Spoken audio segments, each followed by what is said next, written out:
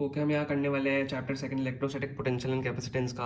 हम कैपेसिटेंस के बारे में पढ़ने वाला है, इंपॉर्टेंट टॉपिक है, इसको जल्दी देख लेते हैं। छोटा सा है, मतलब इसकी डेफिनेशन वाला पार्ट जो हम आज करने वाले हैं वो छोटा सा है, लेकिन कैपेसिटेंस बहुत बड़ा पार्ट लेता है इस चैप्टर में। ठीक है, तो कैपेसिटेंस में पढ़ने वाला है the electrical capacitance of a conductor is the measure of the its ability to hold electric charge. ठीक है, हमारी ये डेफिनेशन इसकी हो गई है।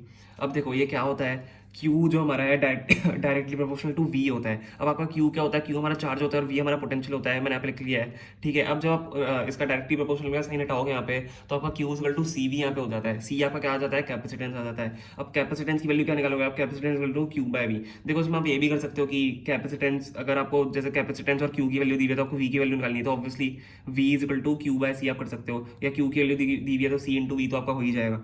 ठीक है, तो C की हमारी वैल्यू कैपेसिटेंस की क्या आ जाती है यहाँ पे, चार्ज अपॉन पोटेंशियल।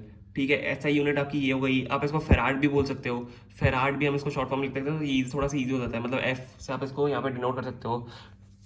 आप इसकी ऐसा यूनिट, जैसे आंसर में आपको लास्ट में कैपेसिटेंस की ऐसा यूनिट लगानी है तो आप एफ फेराड भी लिख सकते हो या एफ लिख सकते हो।